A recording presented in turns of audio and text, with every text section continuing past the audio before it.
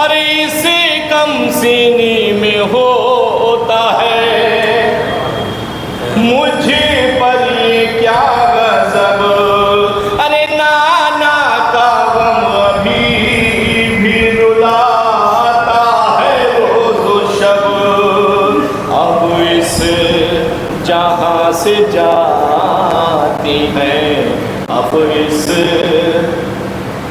جہاں سے جاتی ہیں بنت شہ عرب ہے، روتے ہوئے تڑپتے ہوئے نور عین کو ہے، اماں نہ جاؤ چھوڑ کر، اماں نہ جاؤ چھوڑ کر اپنے حسین کو، ارے سن کر فوگا حسین کی اے شارق و رضا، ارے چشم رسول زادی سے آنسو رواں ہوا، اہل فلا کے درمیاں، اہل فلا کے درمیاں کوہرام مچ گیا ہے، روتے ہوئے تڑپتے ہوئے نور عین کو ہے، اماں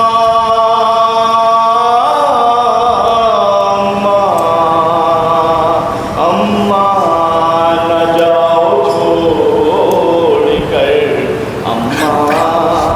نہ جاؤ چھوڑ کر اپنے حسین کو،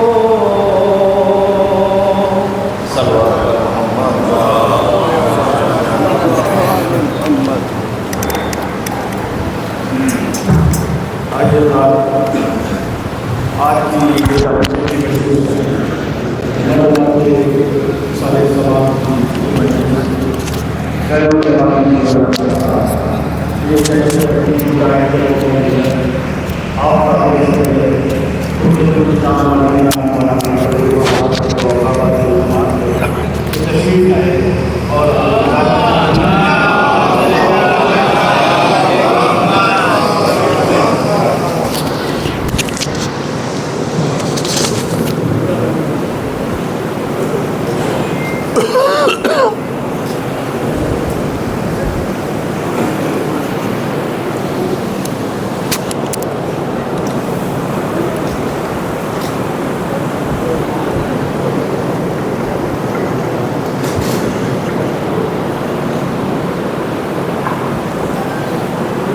فاتحہ۔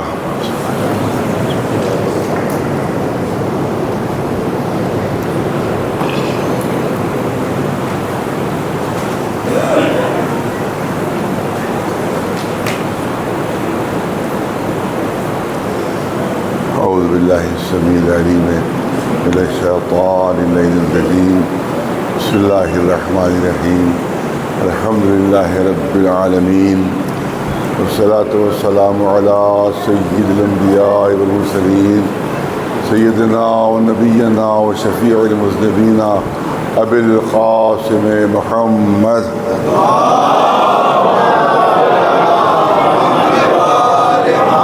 وأہل بیتہ الطیبین الطاہرین المعصومین، اما بعد، فقد قال اللہ سبحانہ تبارک و تعالی فی کتابہ المبین وهو اصدق القائلین، ويقول الذين كفروا لولا أنزل عليه آية من ربه إنما أنت منذر ولكل قوم هاد۔ صلوات بجبل محمد وآل محمد۔ گزارش ایک مرتبہ سورہ الحمد اور 3 مرتبہ سورہ اخلاص یعنی سورہ قل هو اللہ کی تلاوت فرما کر سریہ برجی صاحبہ مرحومہ بنت جناب سید محمد نقی شاہ صاحب مرحوم کی روحوں کو سر ثواب فرما دیں۔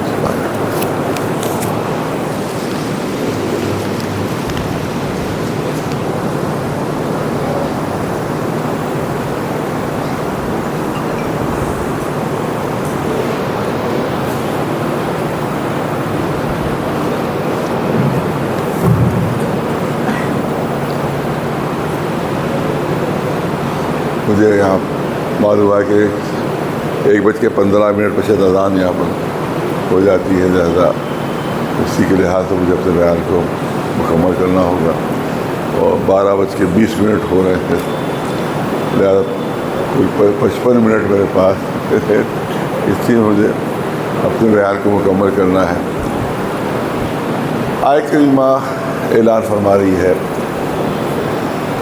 سورہ رعد کی آیت کریمہ ہے، اس پہ اعلان ہو رہا ہے کہ یقول الذین کفروا، یہ کافر، یہ جو اسلام سے انکار کرتے ہیں، رسول کی رسالت سے انکار کرتے ہیں اور رسول کی رسالت کو نہیں مانتے ہیں، وہی بات کہا کرتے ہیں لولا انزل علیہ آیۃ من ربہ۔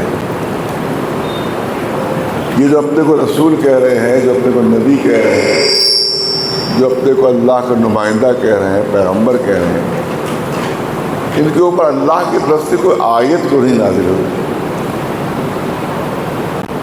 اللہ کی طرف سے کوئی معجزہ، کوئی دلیل، کوئی ثبوت ان کے اوپر کیوں نہیں نازل ہو رہا ہے؟ یعنی ان کے کہنے کا مطلب یہ تھا کہ اگر یہ رسول ہوتے، پیغمبر ہوتے، نبی ہوتے تو ان کے پاس کوئی معجزہ ہونا چاہیے تھا، ان کے پاس کوئی دلیل ہونا چاہیے تھی، ان کے پاس کوئی ثبوت ہونا چاہیے تھا، تاکہ ہم ان کو تسلیم کر سکیں، مان سکیں کہ یہ نبی ہے، یہ اللہ کے نمائندے ہیں، پیغمبر ہے۔ کیونکہ معجزے ہی سے، ملائکے ہی سے ثابت ہوتا ہے کہ یہ اللہ کی طرف سے بھیجا ہوا ہے، یہ اللہ کا نبی ہے، اللہ کا پیغمبر ہے، مگر ان کے پاس تو کوئی معجزہ ہی نہیں، ان کے پاس تو اللہ کی طرف سے دی ہوئی کوئی نشانی، آیت کے معنی نشانی، آیت کے معنی معجزے کے بھی ہیں، نشانی کے بھی ہیں، ان کے پاس نہ اللہ کی طرف سے کوئی دیا ہوا معجزہ ہے، نہ کوئی ان کے پاس کوئی دلیل ہے، نہ ان کے پاس کوئی ثبوت ہے، نہ اللہ کی طرف سے دی ہوئی کوئی نشانی ہے۔ ہم ان کو نبی کیسے مان لیں گے؟ ہم ان کو رسول کیسے تسلیم کر رہے ہیں؟ اب دیکھیں جواب کیا دیا جا رہا ہے، رسول اللہ سے یہ نہیں کہا جا رہا ہے کہ ان کے رد میں، ان کو جھٹلانے میں آپ معجزے زیادہ سے زیادہ پیش کیجیے، زیادہ سے زیادہ دلیلیں پیش کیجیے، زیادہ سے زیادہ ثبوت پیش کیجیے، ان کی بات جھوٹی ثابت ہو جائے، یہ نہیں کہا جا رہا، بلکہ جواب میں کہا کہ انما انت منذر، آپ عذاب الہی سے ڈرانے والے ہیں، ہم نے آپ کو عذاب الہی سے ڈرانے والا بنا کر بھیجا ہے، آپ ان کو عذاب الہی سے ڈرائیے، اللہ کے عذاب سے ڈرائیے، اور ہم نے اپنا فریضہ ربوبیت ادا کرتے ہوئے ہر قوم کے لیے کوئی نہ کوئی ہادی اور رہبر بھیج دیا ہے۔ اب یہاں پر سوال یہ ہوتا ہے، ماشاء اللہ پڑھے لکھے حضرات اسی پر سوال یہ ہوتا ہے کہ ان کا الزام یہ تھا، جو غیر مسلم تو زمانے میں اور جو رسالت سے انکار کر رہے تھے، نبوت سے منکر تھے، ان کا یہ کہنا تھا کہ ان کے پاس کوئی معجزہ نہیں، ان کے پاس کوئی دلیل نہیں، ان کے پاس کوئی ثبوت نہیں، تم ان کو رسول کیسے مانے، نبی کیسے مانے؟ تو اب یہ نہیں کہا گیا کہ آپ معجزات دکھائیے، دلیلیں دکھائیے، ثبوت دکھائیے، بلکہ کہا گیا ان کو ڈرائیے، ان کو عذاب الہی سے ڈرائیے۔ کیوں کہا گیا؟ حقیقت یہ ہے کہ وہ جو انکار کر رہے تھے رسالت سے، ان کو معلوم تھا کہ یہ رسول ہے، توجہ چاہوں، ان کو معلوم تھا کہ نبی ہے، معلوم تھا کہ پیغمبر ہے، معلوم تھا کہ اللہ کی طرف بھیجے رہے، صرف ضد میں انکار کر رہے تھے، صرف ہر دھرمی میں انکار کر رہے تھے، اور ہر معجزے پر، ہر دلیل پر کوئی نہ کوئی وہ اعتراض کر دیتے تھے، کبھی کہتے یہ جادو ہے، کبھی کہتے تھے کہانت ہے، کبھی کچھ کہتے تھے، کبھی کچھ کہتے تھے، تو ہر دلیل کو جھٹلا دیتے تھے۔ اسی لیے اللہ نے کہا کہ ان کی ضد اور ہر دھرمی کے خلاف ان کو اللہ کے عذاب سے لڑائیے، ورنہ ان کو معلوم ہے کہ آپ نبی ہیں، ان کو علم ہے کہ آپ پیغمبر ہیں، صرف اپنی ضد اور ہر دھرمی میں انکار کر رہے ہیں، ورنہ اے نبی آپ تو وہ ہے کہ جن کا قدم قدم معجزہ ہے، جن کا عمل عمل معجزہ ہے، کہ جن کی زندگی کا ہر رخ معجزہ ہے، جن کی حیات کا ہر پہلو معجزہ ہے۔ صلوات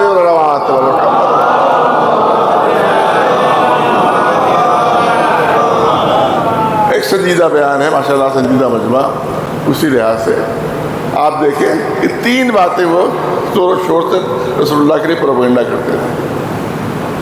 3 چیزوں کو پروپیگنڈا کرتے تھے اس زمانے کے جو جاہل بدو عرب جو مخالفین تھے رسول اللہ کے. ایک پروپیگنڈا یہ ہوتا تھا کہ یہ شاعر ہے.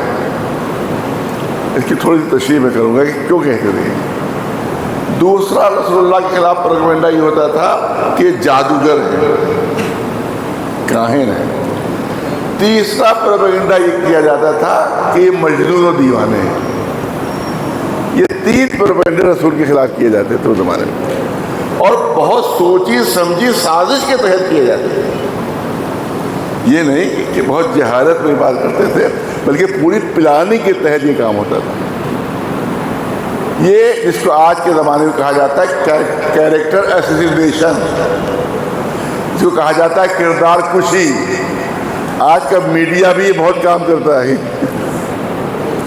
کہ کسی کے خلاف وہ غلط سرد مشہور کرنے لگے، اور اس کے بعد جیسے آیت اللہ خامنئی شہید کے لیے کہہ رہے ہیں بنکر کے اندر چھپے رہتے ہیں، کبھی باہر ہی نہیں نکلتے، بعد میں پتہ چلا گھر ہی میں رہتے تو وہی شہید ہوئے.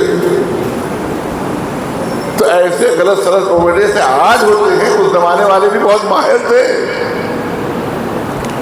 اس زمانے والے بھی کردار کشی میں اور کیریکٹر اسٹریشن میں ماہر تھے. وہ 3 باتیں مشہور کرتے تھے. بہت توجہ رہے ماشاءاللہ، پڑھے لکھے. شاعر کیوں مشہور کرتے تھے؟ کیونکہ اللہ یا ماشاءاللہ سب شعرا بھی ہے، لیکن اس زمانے کی شاعری، اس زمانے کی جہالت کے زمانے کی، دور جہالت جو تھا، دور جاہلیت، اس کے زمانے کی شاعری ایسی پست ہوتی تھی، ایسے گرے ہوئے اس میں خیالات پیش کیے جاتے تھے کہ جس کی وجہ سے سنجیدہ طبقہ اس زمانے کی شاعری پسند نہیں کرتا تھا. جو سماج کا سنجیدہ طبقہ ہوتا تھا وہ اس زمانے کی شاعری کو پسند نہیں کرتا تھا کہ ان کے یہاں تو صرف الفاظ ہی الفاظ ہوتے ہیں، معنی ہوتے نہیں. اگر معنی ہوتے بھی ہیں تو بہت پست ہوتے ہیں. ایسے ایسے اشعار کہ آج میں آپ کے سامنے پڑھ سکتا ہوں، نہ آج کا کوئی شریف آدمی اس کو سن سکتا ہے، نہ کسی کلاس میں اس کو پڑھایا جا سکتا ہے. ایسے ایسے اشعار اس زمانے کے ہوتے تھے. لہذا شاعر مشہور کرو تاکہ معاشرہ سماج کا جو سنجیدہ طبقہ ہے وہ رسول سے کٹ جائے، اور شاعری سمجھ کر ان کا کلام نہ سنے، ان کی بات نہ سنے. دوسرا پروپیگنڈا کیا ہوتا تھا؟ جادوگر و کاہن ہے. یہ کیوں مشہور کرتے تھے؟ کیونکہ اس زمانے کی جو خواتین تھیں وہ جادوگروں اور کاہنوں سے ڈرا کرتی تھی، خوف زدہ رہتی تھی. لہٰذا جادوگر و کاہن مشہور کر دو تاکہ سوسائٹی کا آدھا حصہ جو خواتین کی صورت میں ہے وہ قریب ہی نہ آئے، وہ ڈر کر دور رہے، پاس نہ آئے، لہذا ہدایت سے محروم رہے. لہذا جادوگر و کاہن مشہور کرتے تھے. اور تیسرا پروپیگنڈا کیا تھا کہ مجنون اور دیوانے ہیں. یہ اس لیے مشہور کرتے تھے کیونکہ جو بچے ہیں وہ دیوانوں سے ڈرتے ہیں، قریب نہیں آتے. لہذا بچے قریب نہ آنے پائیں اور وہ بھی ہدایت سے محروم رہے. یہ پروپیگنڈے ہو رہے تھے. شاعر مشہور کرتے تھے سماج کا سنجیدہ طبقہ دور رہے. جادوگر اور کاہن مشہور کرتے تھے خواتین دور رہے. مجنون اور دیوانہ مشہور کرتے تھے تاکہ بچے دور رہیں. یہ سازش ہو رہی تھی. مگر اللہ نے اعلان فرمایا مکروا ومکر اللہ واللہ خیر الماکرین. اگر تم مکر کرنے والے ہو، اگر تم سازشیں کرنے والے ہو تو تمہاری ہر سازش کا توڑ کرنے والا اللہ پہلے سے موجود ہے. لہذا اللہ نے رسول اللہ کو ہر سازش کا توڑ پہلے سے فراہم کر دیا تھا، ہر مکر کا توڑ پہلے سے فراہم کر دیا تھا. شاعر مشہور کرتے تھے تاکہ سماج کا سنجیدہ طبقہ قریب نہ آئے. اسی لیے سردار عرب ابو طالب کو پہلے ہی شاد کر دیا کہ اب سردار عرب سے زیادہ سنجیدہ شخصیت کون ہو سکتی ہے؟ جو رسول کے ساتھ ساتھ جادوگر اور کاہن مشہور کرتے تھے کہ خواتین قریب نہ آئیں. اس لیے ملکہ عرب جناب خدیجہ کو پہلے ہی شاد کر دیا تاکہ اس سازش کے بھی توڑ موجود رہے اور مجنون اور دیوانہ مشہور کرتے تھے کہ بچے قریب نہ آنے پائے، اس لیے کہ 10 برس کے بچے کو پہلے ہی صاف کر دیا تھا تاکہ اس پر بیٹھنے کا توڑ ہوتا رہے۔ صلوات و نواز۔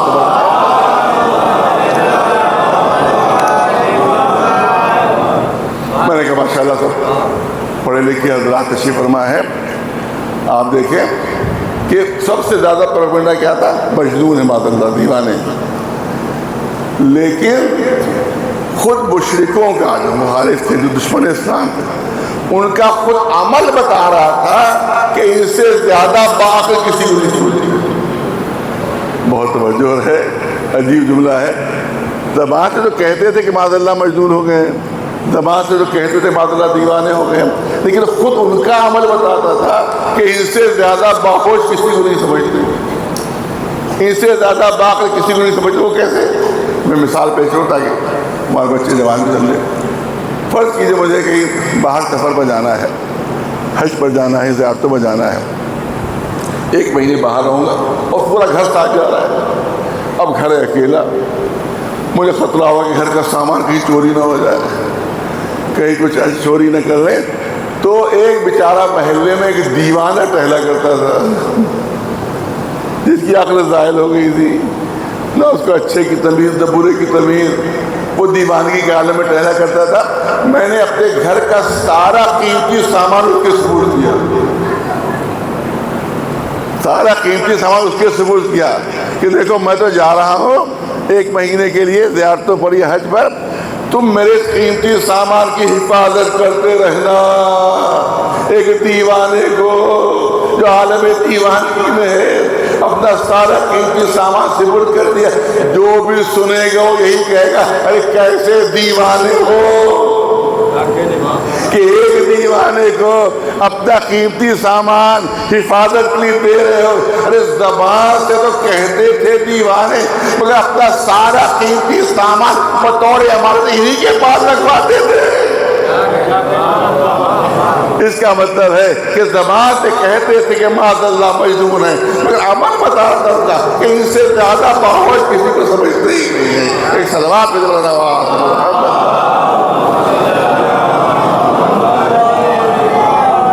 میں نے کہا کہ حضور سرور کائنات محمد مصطفیٰ صلی اللہ علیہ وسلم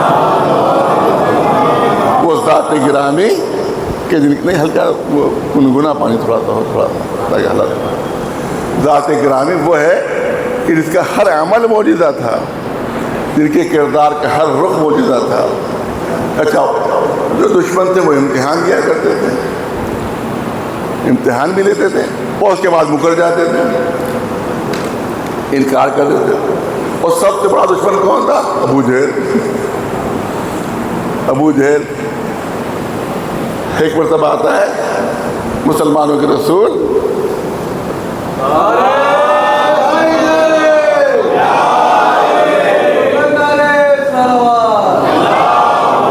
مسلمانوں کا رسول ایک معجزہ میرے کہنے میں دکھائیے اور میں مسلمان ہو جاؤں گا۔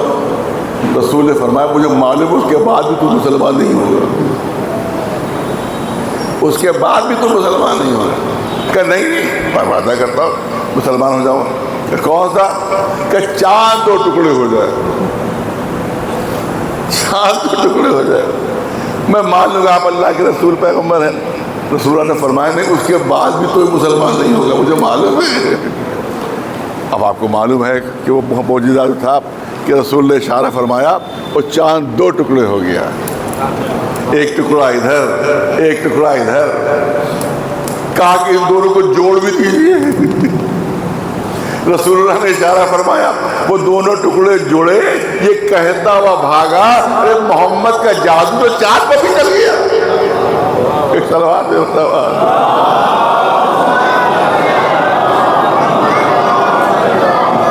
اس کے بعد بھی وہ ایمان، تو اس کو ایمان نہیں لانا ہوتا ہے، اس کے بعد سارے بہانے موجود ہوتے ہیں۔ کہا یہ بتائیے آپ کے سارے انبیاء کے معجزے آپ کے پاس ہیں؟ رسول اللہ فرمایا کہ ہر نبی کے معجزہ میرے پاس ہے، ہر نبی کے معجزہ۔ کہا کہ جناب عیسیٰ کا معجزہ یہ تھا، وہ قرآن میں بھی درج ہے کہ جس نے جو کچھ گھر میں کھایا ہو وہ بتا دیتے تھے کہ تم نے آج گھر میں کیا کھایا ہے۔ ابھی بڑی ترکیب، بہت ترکیب، بہت چالاک انسان تھا، بڑا ہوشیار، بڑا مکار۔ اس نے کوئی باہر کی بات نہیں کہی، یہ دکھا دیجئے درخت سلام کریں یہ دکھا دیجئے، جانور جواب دینے سلام کریں یہ دکھا دیجئے، نہیں، میں نے گھر میں جو کھایا وہ بتائیے۔ اب رسول جو بھی کہتے وہ انکار کر دیتا، میں نے تو یہ نہیں کھایا ہے۔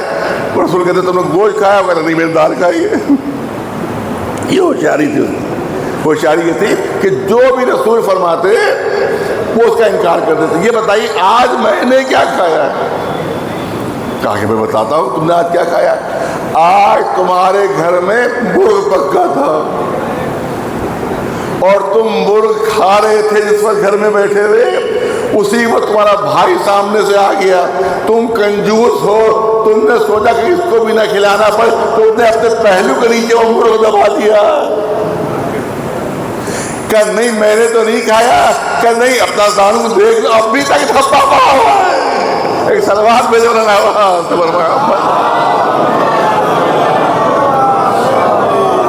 ایک سلوات بن رہا محمد۔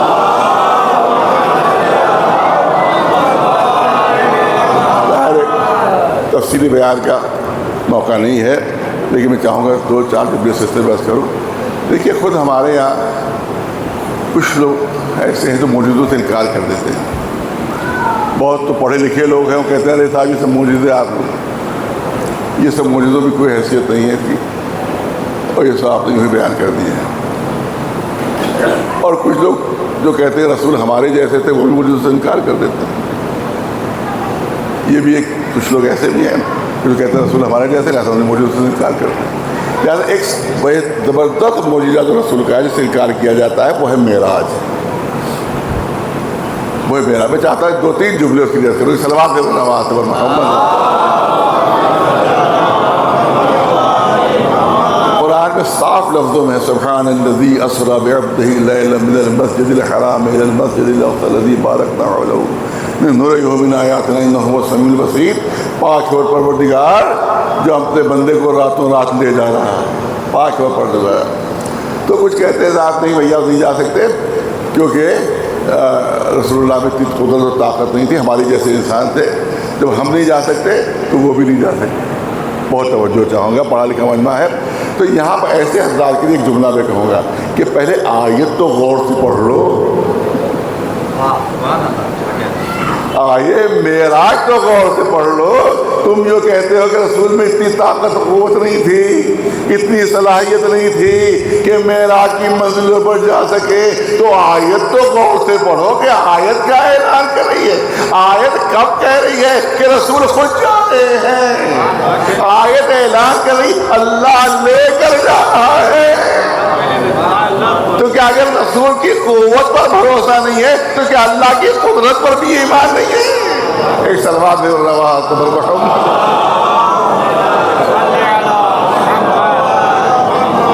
دیکھیے میں نے کہا تفصیل نیت کرنا، صرف اشاروں کی بات انشاءاللہ مکمل ہو جائے گی۔ دیکھیے ایک مجھ جیسا کوئی معمولی آدمی کوئی بات کہے تو لوگ شک کریں گے، شبہ کریں گے، پتہ نہیں صحیح بھی کہہ رہے ہیں صحیح نہیں کہہ رہے ہیں۔ لیکن فرض کیجئے کوئی آیت اللہ ہے وہی بات کہہ دے تو ہر ایک سر تسلیم خم کرے گا۔ کوئی آیت اللہ العظمیٰ ہے، آیت اللہ سیستانی وہی بات کہہ دے تو ہر ایک فوراً سر جھکا دے گا، بھائی اتنی بڑی شخصیت کہہ رہی ہے، غلط نہیں ہو سکتی۔ تو یہ تو دیکھو معراج کا واقعہ بیان کون کر رہا ہے۔ میں اس کی مثال پیش کر دوں آپ کے سامنے اور صاحبان تشریف فرمائیں۔ ابھی میں کہوں جب میں آ رہا تھا لکھنؤ سے جب چلا، قرآن کی مثال پیش کرنا چاہتا ہوں کہ جب میں چلا اپنے وہاں سے لکھنؤ سے تو راستے میں نے عجیب منظر دیکھا، عجیب منظر دیکھا کہ ہاتھی جھومتا ہوا چلا آ رہا ہے۔ ایک ہاتھی جھومتا ہوا چلا آ رہا ہے اور ایک ننھی سی چڑیا آئی اور اس نے ایک کنکڑی جو ہاتھی کے اوپر ڈالی تو ہاتھی وہیں مر گیا۔ لوگ کہیں گے لگتا ہے گرمی کا کچھ اثر مولانا پر ہو گیا راستے میں۔ بھلا ہاتھی اور کہاں کی ننھی سی چڑیا،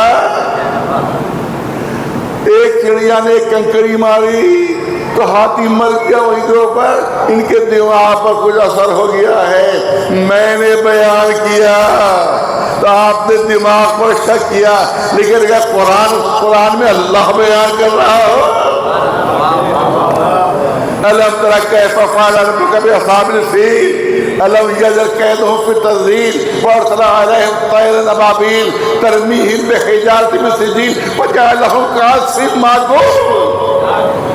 چھوٹی چھوٹی ابابیلیں جن کے پنجوں میں چھوٹی چھوٹی کنکریاں دبی ہوئی، اب آپ جو کہ لشکر پر ماری تو پورا لشکر چبایا ہوا پھوسا بن گیا۔ اب شک کرو، ادھر شک کیا ادھر اسلام سے خارج، ادھر شک کیا ادھر کافر۔ اس کا مطلب یہ ہے کہ معراج کا واقعہ دیکھو بیان کون کر رہا ہے، ایک صلوات بھیج رہا اب ذکر آ گیا تو دو جملے عرض کرتا ہے۔ چلو پھر ہم آپ کی کسی مجلس میں میں نے 10 سال پہلے یہ جملے پڑھے تھے، 10 سال کی اس کی ریکارڈنگ موجود، 10 سال پہلے میں جملے پڑھے تھے، تو آج میں دہرا رہا ہوں جملوں کو، آج میں ان جملوں کو دہرا رہا ہوں۔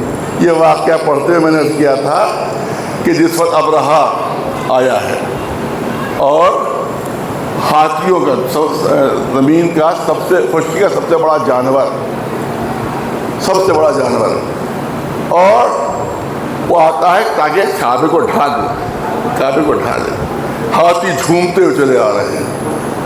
اب اللہ کو ہر ایک صاحب قدرت ہے، ہر شے پہ قدرت رکھتا ہے، اللہ یہ بھی کر سکتا تھا کہ ہاتھی سے بڑا جانور پیدا کر دیتا، اسی وقت ہاتھی سے بڑا جانور پیدا کر دیتا۔ ڈائنوسار ہمارے بچے بہتر جانتے ہیں ان کے بارے میں، کہ آج سے کروڑوں سال پہلے تھے، ہاتھی سے 50 گنا زیادہ بڑے، اللہ ان کو دوبارہ پیدا کر دیتا اور وہ آتے اور ہاتھیوں کو اپنے پیروں سے کچل ڈال دے، ختم ہو جاتے ہیں۔ لیکن اللہ نے ہاتھیوں سے بڑا جانور نہیں پیدا کیا، بہت بڑا انداز ہے تو دینا چاہتا ہوں، ہاتھیوں سے بڑا جانور نہیں پیدا کیا۔ دوسری صورت یہ ہو سکتی تھی کہ ابابیلیں چھوٹی چھوٹی تھی، چلیے اس کو بھیج دیا اللہ نے، ان کے پنجوں میں اتنی طاقت دے دیتا، اتنی طاقت دے دیتا کہ وہ بڑی بڑی چٹانیں اٹھا لیتی اور ابرہا کے لشکر پر ڈال دیتی اور پورا لشکر کچل کر ختم ہو جاتا۔ نہ اللہ نے ہاتھیوں سے بڑا جانور پیدا کیا، نہ ابابیلوں کے پنجوں میں غیر فطری طاقت دے دی کہ وہ ہزاروں من جو چٹانیں اٹھا لیتی۔ چھوٹی چھوٹی کنکریاں، چھوٹی چھوٹی کنکریاں جتنی ان کی فطری طاقت تھی وہ اتنی چھوٹی کنکریاں اٹھائیں ہی نہیں، لیکن اللہ نے ان کنکریوں میں اتنا فورس پیدا کر دیا، اتنی طاقت پیدا کر دی کہ پورا ہاتھیوں کا لشکر چبایا ہوا بھوسا بن گیا۔ یہ ہمیشہ کے لیے قرآن نے درس دیا ہے کہ دیکھو کبھی کسی سپر پاور سے اگر مقابلہ ہو تو اپنے کو کمزور نہ سمجھنا، کبھی کسی بڑی طاقت سے مقابلہ ہو تو اپنے کو کمزور نہ سمجھنا، جتنی طاقت تمہارے پاس ہے تم بڑی طاقت سے ٹکرا جاؤ، اس کو شکست دینا ہمارا کام ہے، اسے ذلیل کرنا ہمارا کام ہے۔ ایک صلوات بھیج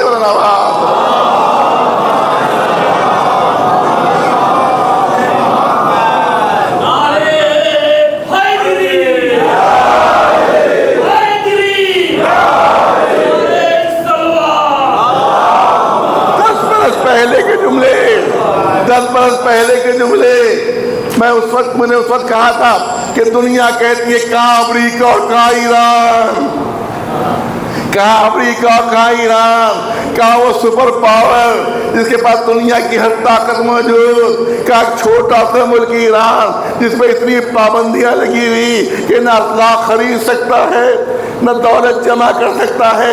یہ ایران چھوٹا سا یہ سپر پاور سے کیسے مقابلہ کرے گا؟ تو میں نے کہا تھا ارے کم از کم مسلمانوں کو تو یہ بات نہیں کہنا چاہیے، کم از کم قرآن پہ ایمان رکھنے والے کو تو یہ بات نہیں کہنا چاہیے۔ اگر کوئی مسلمان کہے گا تو میں فوراً جواب دوں ارے کہاں ہاتھی کہاں بابی، جو اللہ ابابیلوں کے لشکر سے ہاتھیوں کو شکست دے سکتا ہے وہ ایران کے ذریعے امریکہ کو بھی ذلیل کروا سکتا ہے. ایک صلوات میرے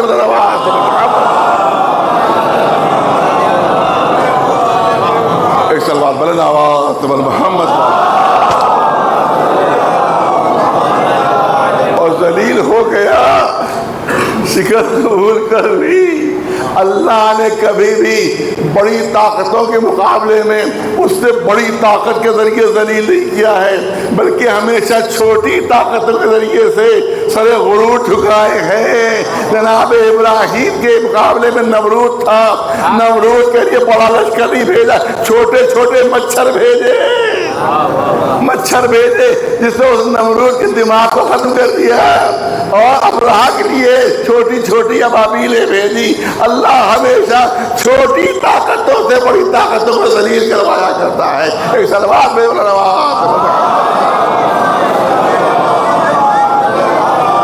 ایک صلوات بلند آواز پر محمد.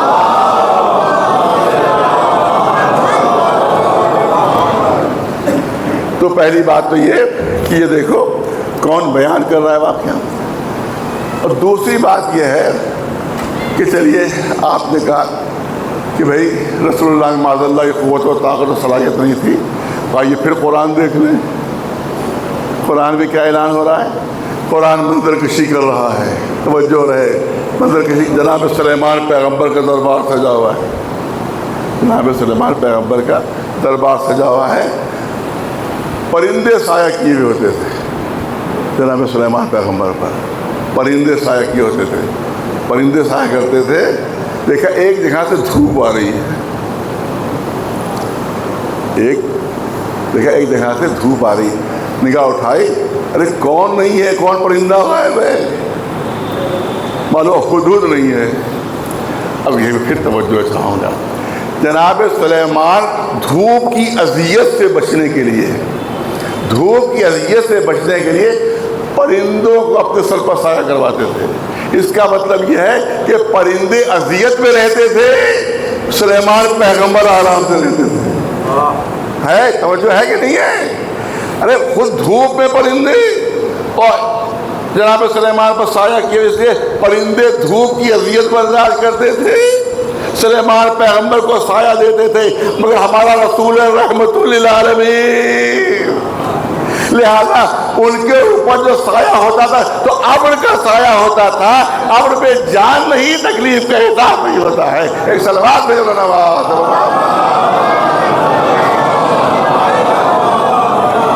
دیکھو حدود غائب ہے, آئے گا تو سزا دوں گا میں, سب سزا. حدود آیا, پورا واقعہ جو قرآن مجید تلاوت فرماتے رہتے ہیں تو پورا واقعہ ان کے سامنے ہے. حدود آیا, کہا کیا بات ہے, کہاں غائب تھے, اسے پورا واقعہ بیان کیا کہ میں اس طرح سے ملک سبا گیا تھا, وہاں ایک ملکہ ہے, بلقیس نام کی ایک ملکہ ہے, جو سورج کی پرستش کرتے ہیں, اللہ کو نہیں مانتے ہیں. اب قرآن منظر کشی کر رہا ہے, کون ہے جو تخت بلقیس کو لے آئے, پوری توجہ ہے, کون ہے جو تخت بلقیس کو لے آئے.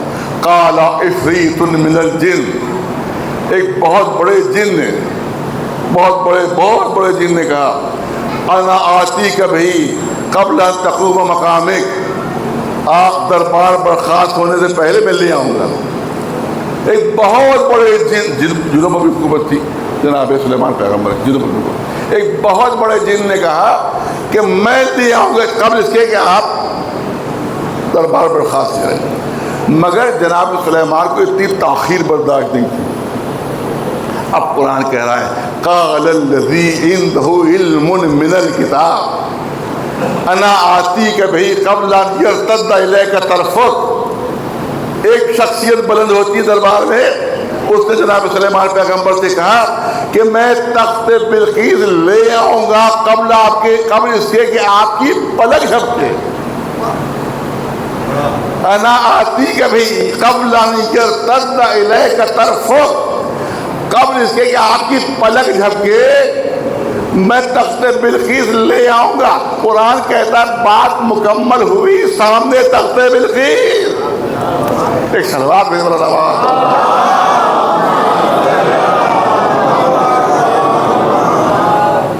نے تخت بلقیس.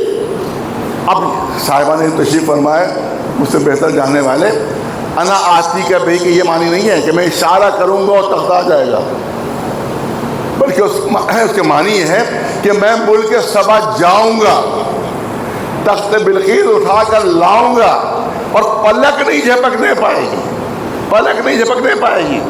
اور کیا ہے یہ جو علماء ہیں محسن کہہ رہے ہیں آصف بن برقیہ تھے، نام نہیں قرآن میں، کہ آصف بن برقیہ تھے جو وسیع جناب سلیمان پیغمبر تھے، جو جارشین جناب سلیمان پیغمبر تھے. یہ دربار میں بیٹھے، انہی نے فرمایا کہ میں پلک جھپکتے تخت بلقیس کو لے آؤں گا قبل اس کے کہ پلک جھپکے. گئے اور آئے اور پلک بھی نہیں جھپکی. اور قرآن نے کیا صفت بیان کی؟ قال عنده علم من الکتاب. یہاں عربی داں حضرات ہیں، میری بات کو بہتر سمجھیں گے. علم میں جو تنوین ہے وہ بھی تقلیل کی جاتی ہے، کمی کے لیے، اور جو من ہے وہ بھی کمی کے لیے آتا ہے، تقلیل کے لیے آتا ہے. علم من الکتاب، ان کے پاس کتاب کے تھوڑے میں سے بھی بہت تھوڑا علم تھا. ارے کاش میری بات پہنچ سکے تو پہنچانا چاہتا ہوں. علم من الکتاب، علم میں جو تنوین ہے وہ بھی کمی کے لیے آتی ہے، تقلیل جس کو کہتے ہیں. اور جو من کا کلمہ ہے وہ بھی تقلیل کے لیے آتا ہے. تو اس کا ترجمہ یہ ہوگا، ٹرانسلیشن یہ ہوگا کہ ان کے پاس کتاب کے تھوڑے میں سے بھی بالکل تھوڑا سا علم تھا. اب میں مثال پیش کرتا کہ بچے سمجھے. ایک گیہوں کا ایک گوڈاؤن ہے جس میں 1000 من گیہوں بھرا ہوا ہے، 1000 من گیہوں بھرا ہوا ہے. ہم نے ایک مٹھی گیہوں اس میں 1000 من سے لے لیا، ایک مٹھی گیہوں. تو 1000 من کے مقابلے میں ایک مٹھی گیہوں بہت کم ہے. 1000 من گیہوں کے مقابلے میں ایک مٹھی گیہوں بہت کم ہے. اور کسی کو میں نے اس ایک مٹھی گیہوں سے ایک دہانہ نکال کر دے دیا. توجہ، مثال پر توجہ ہے. 1000 من گیہوں سے ہم نے ایک مٹھی گیہوں لیا. تو یہ ایک مٹھی گیہوں اس 1000 من کے مقابلے بہت کم، اور ایک مٹھی میں سے ایک دانہ گیہوں کو نکال کر کسی کو دیا تو یہ دانہ کیا ہوا؟ کہ تھوڑے میں بھی بہت تھوڑا، تھوڑے میں بھی بہت کم، کم میں بھی بہت کم. اسی طرح سے ان کا کتاب کا علم تھا کہ تھوڑے میں سے بھی کچھ تھوڑا سا علم دے دیا تھا، جس کو کتاب کے تھوڑے میں سے بہت تھوڑا سا علم ہو، وہ پلک جھپکتے میں ملک سبا جاتا بھی ہے اور واپس بھی آ جاتا ہے. اور جس کے قلب پر پوری کتاب نازل ہو رہی ہو، اگر وہ کعبہ پہنچے اور اللہ کی منزلوں پر جائے اور واپس آئے اور زنجیریں نہ ہل رہی ہو، بستر گرم ہو، وضو کا پانی زمین تک نہ پہنچا ہو، تو تعجب نہ کرنا. ایک صلوات بلند آواز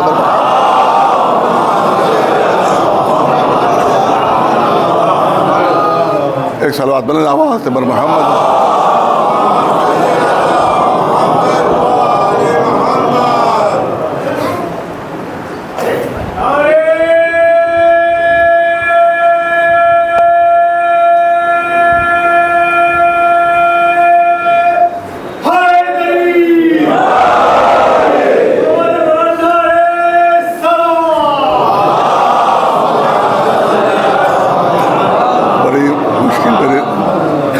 اتنا تھوڑا وقت مجھے دیا جاتا ہے کیونکہ اذان سے پہلے مجھے ختم کرنا ہوتی مجلس. اور ماشاءاللہ 2 گھنٹے شعراء کرام پڑھ رہے تھے.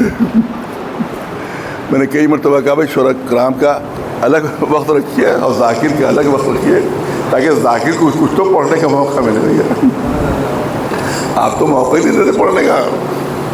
اب اتنے کم وقت میں کیا پڑھوں اور کیا نہ پڑھوں. لیکن سن لیجیے، شروع کر دیا ہے تو سن لیجیے. معراج سے جو انکار کرنے والے ہیں ان کے لیے ایک واقعہ پیش کرنا چاہتا ہوں. اہل سنت بہت عالم ہے، علامہ کشفی، انہی نے کتاب لکھی ہے مناقب مرتضوی. اہل سنت عالم ہے، میرے پاس موجود ہے کتاب، بہت بڑے اہل سنت، علامہ کشفی نام ہے ان کا. ان کی کتاب لکھی ہے مناقب مرتضوی. اس میں یہ واقعہ انہوں نے تحریر کیا، اس میں یہ واقعہ درج کیا انہوں نے. اس کا ٹرانسلیشن بھی کوکب دری کے نام سے ہوا ہے. وہ آج کے آپ کو کہیں بھی دکان کے اوپر وہاں آپ لکھنؤ جائیں گے تو دکان مل جائے گی. آپ عربی میں ہے کتاب، اب ٹرانسلیشن کیا ہوا ہے، اس میں واقعہ لکھا ہے کہ مولا کائنات علی ابن ابی طالب علیہ السلام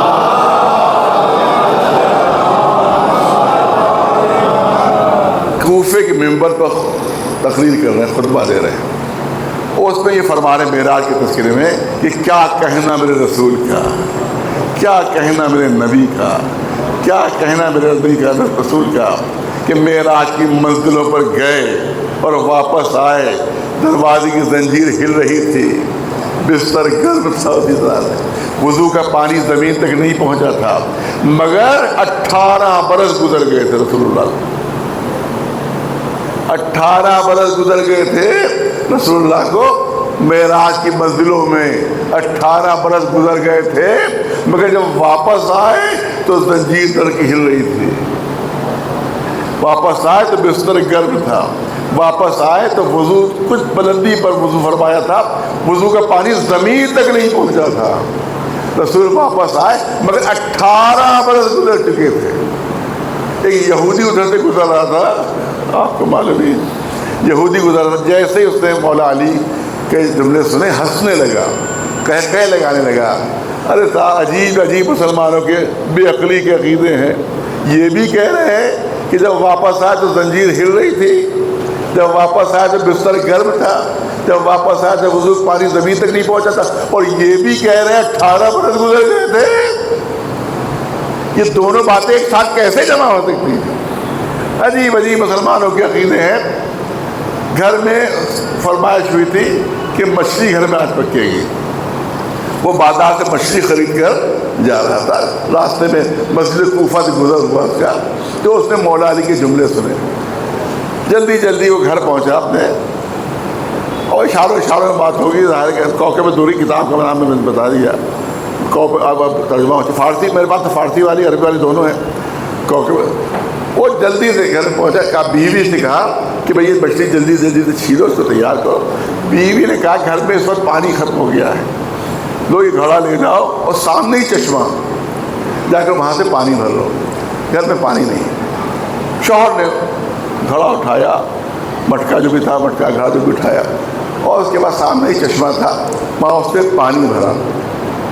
گرمی کا زمانہ، جیسے اس وقت گرمی ہو رہی ہے، گرمی شدید ہو رہی تھی، تو اس نے سوچا کہ میں ذرا سا نہا بھی لوں، مچھلی چھیلنے ویلنے میں تھوڑا سا ٹائم لگے گا بیوی کو، میں نہا لوں، لہٰذا جا کے پھر پانی دے دوں گا۔ اس نے وہیں پر مٹکا رکھ دیا تو مٹکا کچھ ٹیڑھا ہو گیا، اس سے پانی گرنے لگا، اس سے کچھ پانی گرنے لگا، تو اس نے سوچا تھوڑا پانی کم ہو جائے گا تو دوبارہ پھر بھر لوں گا۔ اب اس نے کوکب دری کتاب کا نام ہے، علامہ کشی رحمۃ اللہ علیہ، ان کی کتاب، انہوں نے کہا کہ اس یہودی نے اب جو چشمے میں ڈبکی لگائی تو ڈبکی لگائی تھی مرد کی حیثیت سے، نکلا خاتون کی صورت میں، عورت کی صورت میں نکلا۔ اب تو دیکھا تو نہ اس کا گاؤں، نہ اس کی وہ آبادی، بالکل اجنبی جگہ، اب ان کے پاس لباس بھی نہیں تھا، اب یہ جو کون نکلا، کہوں نکلی، چشمے سے جب نکلی عورت کی صورت میں تو چھپتے چھپاتے آبادی سے وہاں پہنچی، ایک شریف آدمی نے ان کو بتا پناہ دے دی، ان کو پناہ دے دی، اور اسے نکاح بھی کر لیا، شادی بھی ہو گئی، 18 سال گزر گئے، 5 اولادیں بھی ہو گئی، 5 بچے بھی پیدا ہو گئے، 18 سال گزر چکے تھے۔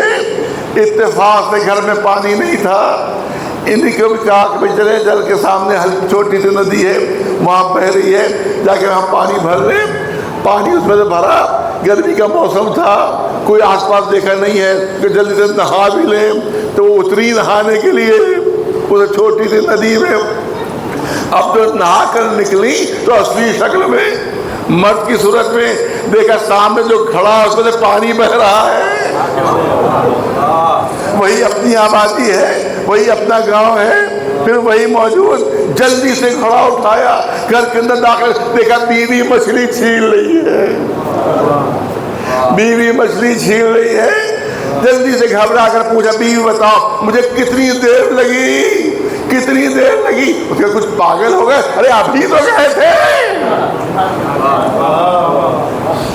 ابھی تو گئے تھے، ابھی آئے ہو، اب سمجھ میں آیا کہ کیا ہوا. دوڑتے ہوئے پہنچے مسجد کوفہ کے پاس, دیکھا علی اسی طرح سے خطبہ دے رہے ہیں. مولا علی اسی طرح سے خطبہ دے رہے ہیں. جیسے ہی یہودی کو آتے دیکھا, مولا نے پھر اپنے جملے دہرائے, کیا کہنا میرے رسول کا, کیا کہنا میرے نبی کا, کہ جب آئے واپس تو زنجیریں تر ہل رہی تھی, جب واپس آئے تو بستر گرم تھا, جب واپس آئے وضو کا پانی زمین تک نہیں پہنچا تھا, مگر 18 سال گزر چکے تھے. یہودی نے پہاڑی سے کہا, اے علی سچ کہا, اے علی سچ کہا. وہیں سے مولا علی نے جواب دیا, ارے یقین بھی آئے تو 5 بچوں کے بعد. ایک سلوات پہ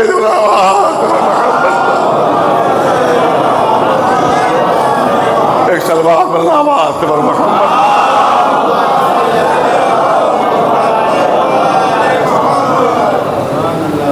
ایک سلوات برنامات پر محمد.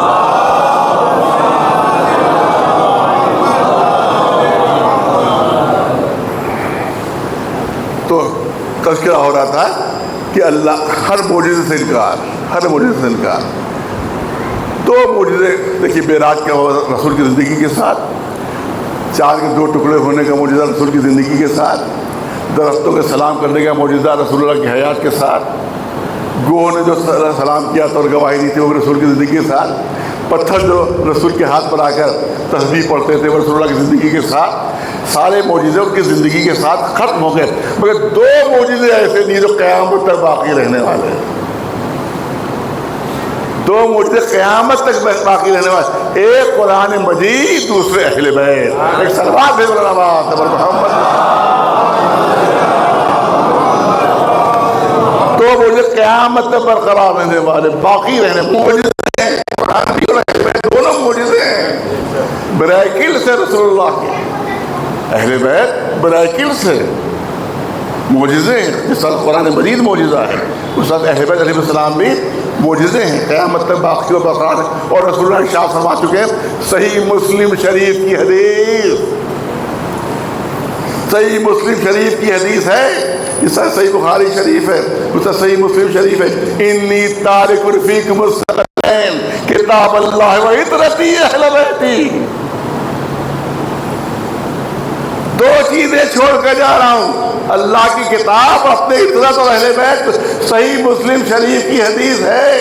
اور معذرت کے ساتھ کہنا چاہتا ہوں, جو سنتی کے لفظ کا اضافہ کیا جاتا ہے وہ خیانت ہے. میں جہاں ممبر سے کہہ رہا ہوں چیلنج کے ساتھ, خیانت ہے وہ, کیونکہ سیاہ ستہ کی کسی کتاب میں سنتی والا لفظ نہیں ہے. نہ صحیح مسلم میں ہے, نہ صحیح بخاری شریف میں ہے, نہ ترمذی شریف میں ہے, نہ ابن ماجہ میں ہے, نہ ابو داؤد میں ہے, نہ نسائی میں ہے. کسی میں سنتی والا لفظ نہیں ہے. لیکن اہل بیتی جو ہے وہ صحیح مسلم میں بھی ہے, صحیح ترمذی میں بھی ہے. لہذا وہ خیانت کی جاتی جو اہل بیت کا لفظ ہٹا کر سنتی کے لفظ لایا جاتا ہے. یہ بنی امیہ کے زمانے میں تحریف کی گئی ہے. ایک سلوات ہے محمد. صحیح مسلم شریف میں ہے کہ 2 چیزیں چھوڑو, کتاب اور میرے عطرت, میرے اہل بیت. اور جب تک اس سے تمسک رکھے ہوئے کبھی گمراہ نہیں ہوگے. سلوات ہے محمد. ظاہر بہت کم وقت ہے, لہٰذا 2 جملے کرنا چاہتا ہوں. قرآن کے سلسلے میں چیلنج ہے, ان کنتم فی ریب مما نزلنا علی عبدنا فأتوا بسورۃ بمثلہ وادعوا شہداءکم من دون اللہ ان کنتم صادقین. ہم چیلنج کرتے ہیں, بہت جو میڈیا والے بھی یہاں پر موجود ہیں, میں ان سے بھی جملوں کو چاہتا ہوں کہ اس کو نوٹ کریں جو میں آپ پیش کرنا چاہتا ہوں. چیلنج ہے, قرآن مجید کا چیلنج ہے. یہ چیلنج آج بھی ہے اور قیامت تک کے لیے ہے کہ اگر تم کو شک ہے کہ قرآن اللہ کی کتاب نہیں ہے تو ہم تم کو چیلنج کر رہے ہیں, اس کا جواب لے آؤ, اس کا جواب لے آؤ. کبھی کہا کہ پورے قرآن کا جواب لاؤ, جب پورے قرآن کے جواب نہیں آ سکا تو کہا گیا 10 سوروں کے جواب لے آؤ. جب 10 سوروں کے جواب بھی نہیں آ پایا تو کہا ایک سورے کا جواب لے آؤ جس میں سورہ کوثر بھی شامل ہے، جس میں کل 3 آیتیں۔ سورہ بقرہ کا جواب نہیں لا سکتے، سورہ کوثر ہی کا لے آؤ جس میں کل 3 آیتیں، ایک سورے کا جواب لے آؤ۔ اور اس کے بعد اور سنیے، جب ایک سورے کا جواب نہیں آ سکا تو دعوے کو اور گھٹا دیا گیا، فَلْيَأْتُوا بِحَدِيثٍ مِثْلِهِ۔ اگر پورے سورے کا جواب نہیں لا سکتے تو قرآن کی ایک آیت ہی کا جواب لے آؤ۔ ایک صلوات بھیجے علماء۔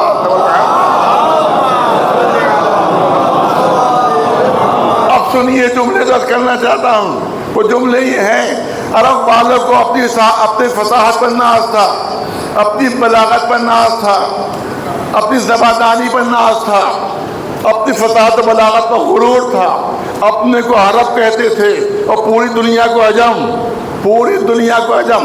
عرب کے معنی ہے بہت بولنے والا، عرب کے معنی ہے بڑا فصیح و بلیغ، عرب کے معنی ہے بڑا زباندار، اور عجم کے معنی ہے گونگا۔ خالی ایرانیوں کو عجم نہیں کہتے، پوری دنیا کو عجم کہتے تھے، اور خود اپنے کو عرب کہتے تھے کہ ہم سے بڑا زبردار کوئی نہیں، ہم سے زیادہ فصیح و بلیغ کوئی نہیں، ہم سے زیادہ زبان آور کوئی نہیں، اور پوری دنیا ہمارے مقابلے میں گونگی ہے۔ یہ ہے قرآن کا اعجاز، کہ بار بار قرآن چیلنج کر رہا ہے۔ پورے قرآن کے جواب نہیں لا سکتے، 10 کا لے آؤ، 10 سوروں کو نہیں لا سکتے، ایک سورے کا لے آؤ، ایک سورے کا نہیں لا سکتے، ایک آیت کا جواب لے آؤ۔ بار بار ان کی غیرت کو جھنجھوڑ رہا ہے۔ پوری یہ قرآن کے جو پوری دنیا کو گونگا کہتے تھے، وہ قرآن کے سامنے خود گونگے بن کر رکھے تھے، اور جواب آج تک نہیں ہو سکا۔ صلوات میں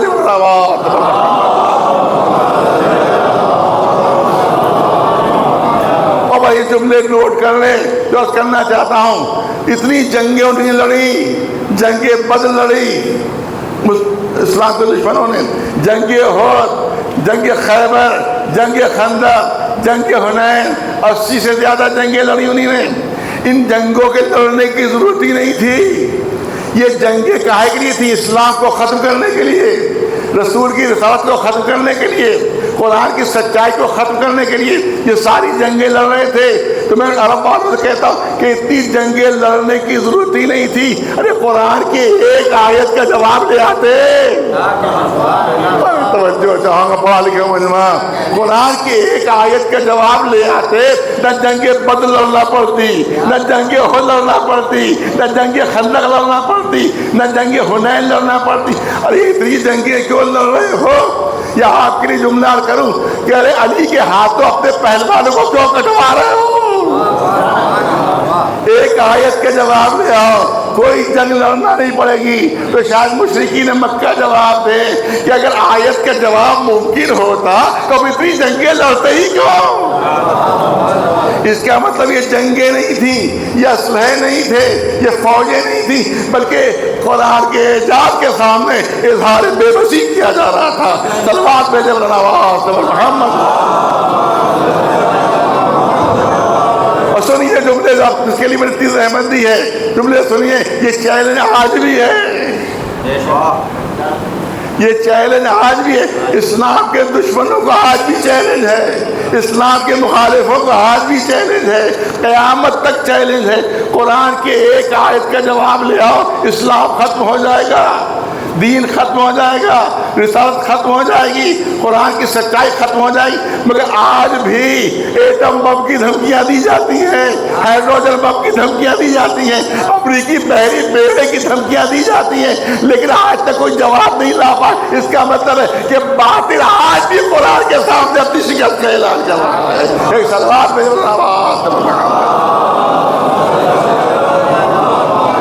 ایک صلوات بلند آواز محمد۔ یہ ہے قرآن۔ اور دوسرا معجزہ ہے اہل بیت علیہ السلام، کیونکہ ایک خاتون کے سال طواف کی مجلس ہے، تو ایک معجزہ خود شہزادی کی صورت میں ہے، شہزادی کونین فاطمہ زہرا سلام اللہ علیہا۔ معجزہ ہے شہزادی، کردار کا معجزہ، عمل کا معجزہ، سیرت کا معجزہ، خواتین کے لیے، بچیوں کے لیے، بچیوں کے لیے خواتین کے یہ کردار کا معجزہ ہے، کردار کا معجزہ ہے۔ رسول نے سند دے دی، فاطمہ تو بضعۃ منی، صحیح بخاری کی حدیث، صحیح بخاری شریف کی حدیث، فاطمہ میرا ٹکڑا ہے۔ یہ نہیں کہا میرے جگر کا ٹکڑا، یہ نہیں کہا میرے دل کا ٹکڑا، فرمایا میرا ٹکڑا ہے، میرا ٹکڑا ہے۔ اگر فرما دیتے، کیونکہ انسان کی تشکیل ہوئی ہے جسم و روح سے، انسان جسم و روح کے مجموعے کا نام ہے، جسم بھی ہے اور روح بھی ہے۔ اگر رسول فرما دیتے میرے دل کا ٹکڑا ہے، میرے جگر کا ٹکڑا ہے، تو دل اور جگر جسم میں ہوتا ہے، روح میں نہیں ہوتا ہے۔ توجہ ہے، دل جگر جسم میں ہوتا ہے، روح میں نہیں ہوتا ہے۔ تو اس کے بعد بات جس میں رسالت تک محدود رہ جاتی کہ رسول اللہ کے جو جسمانی صفات ہیں وہ فاطمہ زہرا میں موجود ہیں، لہذا یہ نہیں کہا میرے جگر کا ٹکڑا، کہا میرا ٹکڑا، میرے میں جسم بھی شامل ہے، روح بھی شامل ہے۔ اس کا مطلب ہے جو جسمانی صفات رسول اللہ کے ہیں وہ بھی فاطمہ زہرا میں موجود، اور جو روحانی کمالات ہیں وہ بھی فاطمہ زہرا میں موجود۔ ایک سلوات پہ اب میں ایک کتاب کا حوالہ دینا چاہتا ہوں، لہٰذا میں معافی اور معذرت کے ساتھ اگر کسی کو برا لگ جائے تو وہ وہی کتاب سے لکھی ہے اسی سے شکایت کرے، مجھ سے شکایت نہیں ہونا چاہیے۔ محمود الرحمن آلوسی آج کے زمانے کی صدی کے سب سے بڑے مفسر، اس صدی کے مسلمانوں کے سب سے بڑے تفسیر کرنے والے اب محمود الرحمن آلوسی، جن کی تفسیر ہے روح المعانی۔ آج کے مسلمان علماء کا فیصلہ ہے کہ اس صدی کا سب سے بڑا مفسر ہے، وہ اہل سنت مذہب سے تعلق رکھتے ہیں۔ پرانے زمانے میں فخر الدین رازی تھے امام المفسرین، ان کو امام المفسرین عصر حاضر کا خطاب دیا گیا،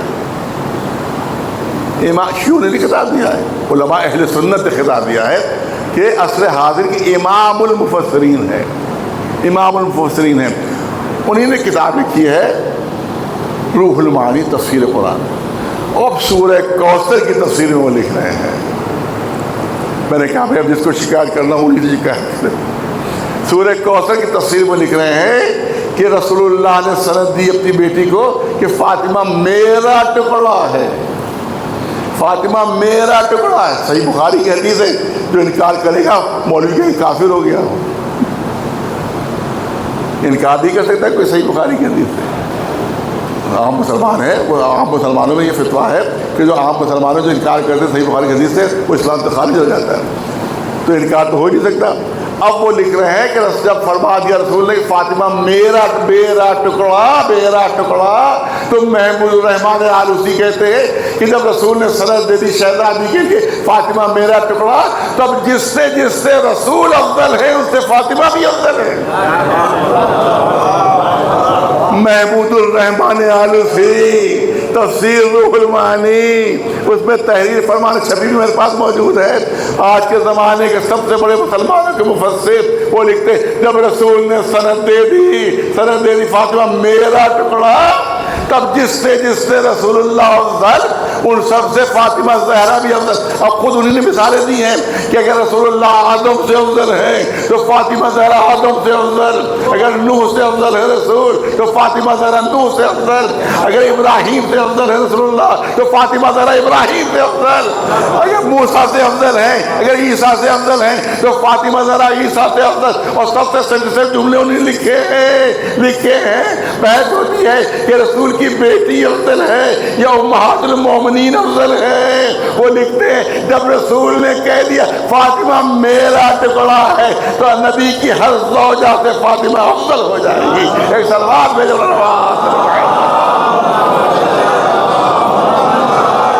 ایک سلوات بلد آواز سبحان محمد۔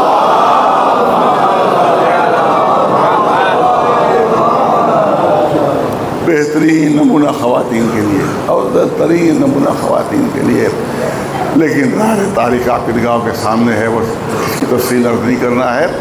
لیکن ایک وقت ایسا آتا ہے کہ شہزادی کی پسلیاں زخمی ہو جاتی ہیں، ایک وقت آتا ہے کہ شہزادی کا ہاتھ شکستہ ہو جاتا ہے۔ روایت کہتی ہے، تاریخ کہتی ہے، شہزادی کا آخری وقت تھا، اپنی بیٹی زینب کو قریب بلایا، میں چاہتا ہوں چند جملے اس مومنہ کے احسال ثواب کے لیے جناب زینب کے مسائل تھوڑے سے پڑھ.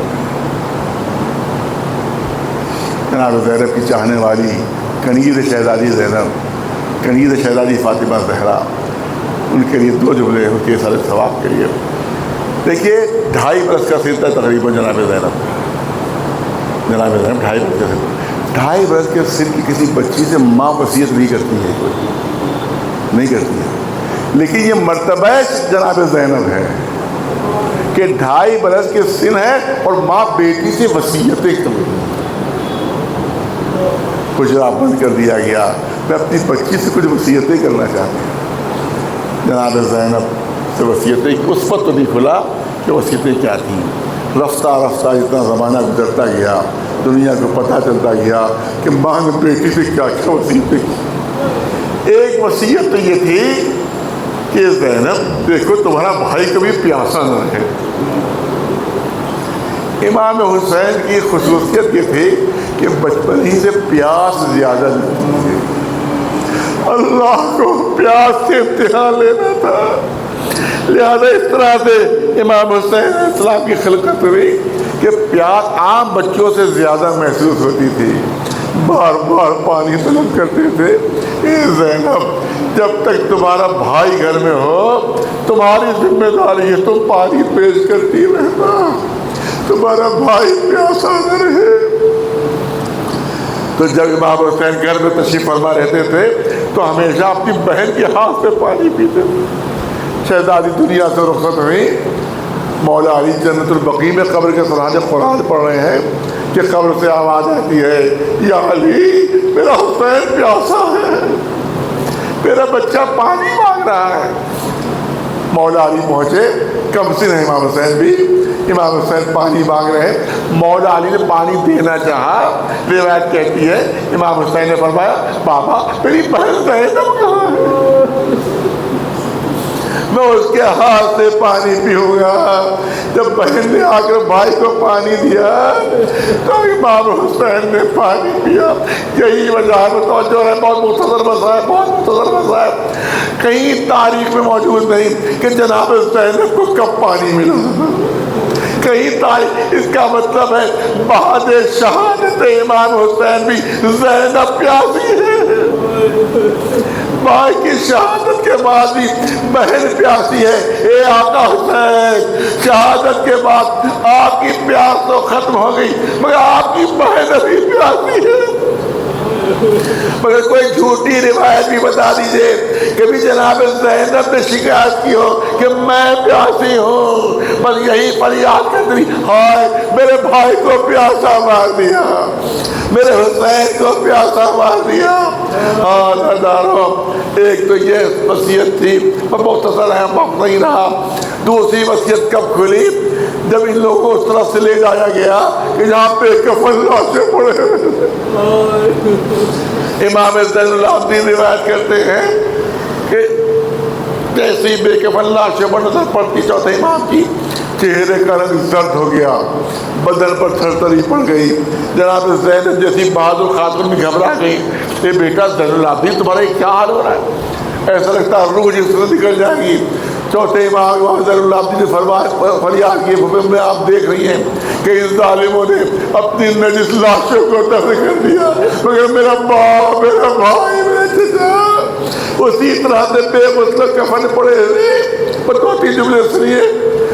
شہزادی دیکھ رہی تھی کہ بیمار تھے، جناب امام حسین بیمار تھے، کہ اس بیمار کی توجہ اگر ان بے کفن لاشوں کی طرف تھوڑی دیر اور رہی تو اس کی روح نکل جائے گی، یہ زندہ نہیں رہے گا، نسل امامت ختم ہو جائے گی.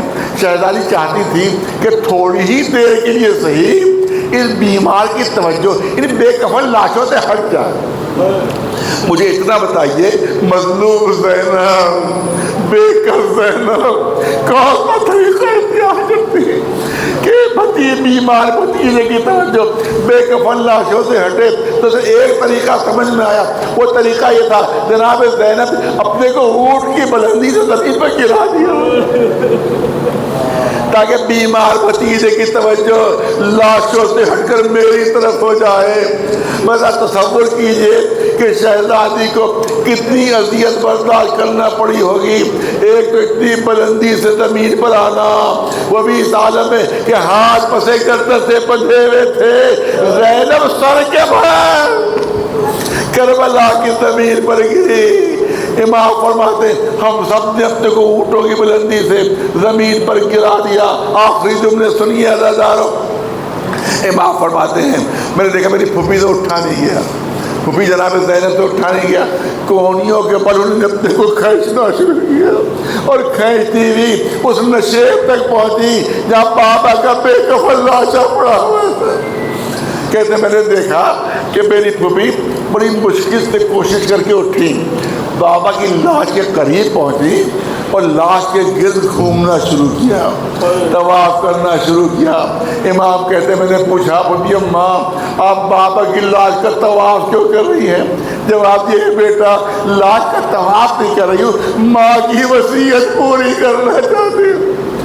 ماں نے دنیا سے جاتے وصیت کی تھی اے زینب میں کربلا میں موجود نہ ہوں گی، میری طرف سے حسین کی لاش کا بوسہ لے لینا۔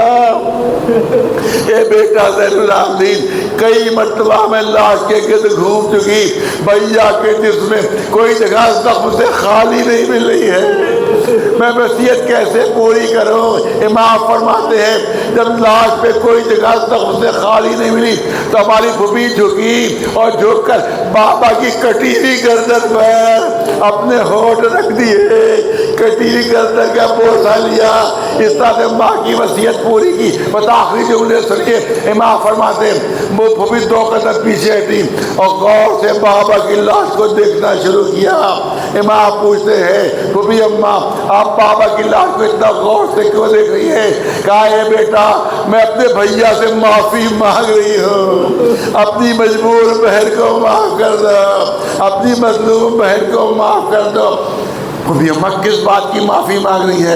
کہا سنو ایک مرتبہ مدینے میں گھر کے شہر میں صبح کی نماز ادا کر رہی تھی، میں نے نماز ادا کی، تعقیبات ادا کی، پھر میں مصلے پر لیٹ گئی، میری ہلکی سی آنکھ لگ گئی، تھوڑی دیر بعد جو آنکھ کھلی تو میں نے کہا میرے چاروں طرف تو دھوپ ہے، میرے اوپر سایہ، اب جو نگاہ اٹھائی تو دیکھا میرا بھائی ایک چادر ہاتھ میں لیے ہوئے مجھ پر سایہ کیے ہوئے کہ مجھ پر دھوپ نہ آنے پائے۔ میں نے کہا تھا بھیا یہ احسان کبھی بھولوں گی نہیں، اس وقت بھائی کی لاش دھوپ میں پڑی ہوئی، بہن کے سر پر چادر موجود نہیں ہے، بہن بھائی سے معافی مانگ رہی ہے، ارے اگر سر پر چادر ہوتی بھیا تمہاری لاش دھوپ میں بے کفن نہ پڑی ہوتی۔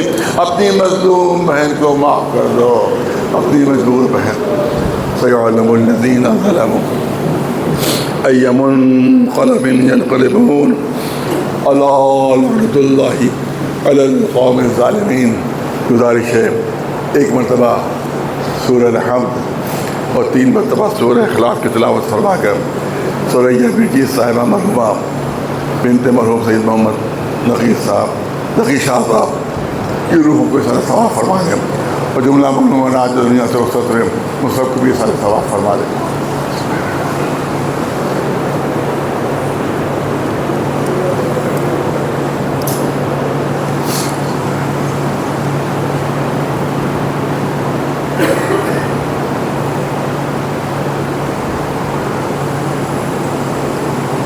پالے والے تجھے واسطہ ہے چاہت نامہ مسیح علیہ السلام کا، تجھے واسطہ تیرے تمام نیک و صالح بندوں کا تجھے واسطہ ہے، تمام انبیاء و مرسلین کا تجھے واسطہ ہے کہ ہمارے گناہوں کو معاف فرمائے، ہمیں نیک اعمال کی توفیقات عنایت فرمائے، ہمیں جو مریض ہیں انہیں شفا عنایت فرما دے، جو مخروض ہیں ان کا قرض ادا ہو جائے، جو بے اولاد ہیں ان کو اولاد کی نعمت سے نواز دے، جو زیارت کی متمنی ہیں ان کی تمنا پوری فرما دے۔ پالے والے جہاں جہاں مسلمان ہیں ان کی حفاظت فرما، خصوصیت سے فلسطین کے مظلومین کی حفاظت فرما، ایران میں اور عراق میں اور یمن میں اور اسی طرح سے لبنان میں دیگر مقامات پر جہاں جہاں بھی امریکہ اور اسرائیل کے ظلم کے شکار مسلمان ہیں، پالنے والے امریکہ کی ٹرمپ کی حکومت کو تباہ و برباد فرما دے، اسرائیل کو صفحہ ہستی سے مٹا دے پانے والے، اس کو نیست و نابود فرما دے پانے والے، پرچم اسلام سربلند رہے، پرچم کفر و نفاق سرنگوں رہے پانے والے، ہندوستان میں بھی ہمارے مسلمان محفوظ رہیں، یہاں آپس میں میل و محبت پیدا ہو، آپس میں اتحاد و اتفاق پیدا ہو، تاکہ ہمارا ملک کے ذریعے سے ترقی کر سکے پانے والے ہمیں اس وقت تک دنیا سے نہ اٹھانا جب تک محمد محمد علیہ السلام ہمارے کردار ہمارے عمل سے راضی نہ ہو جائے پانے والے ہمارے آخری ماہ کے ظلم میں تعجیل فرما اور ہم کو ان کے غلام ہو جانے ساروں میں شمار فرما ربنا تقبل منا انک انت السمیع العلیم الا لعنۃ اللہ علی القوم الظالمین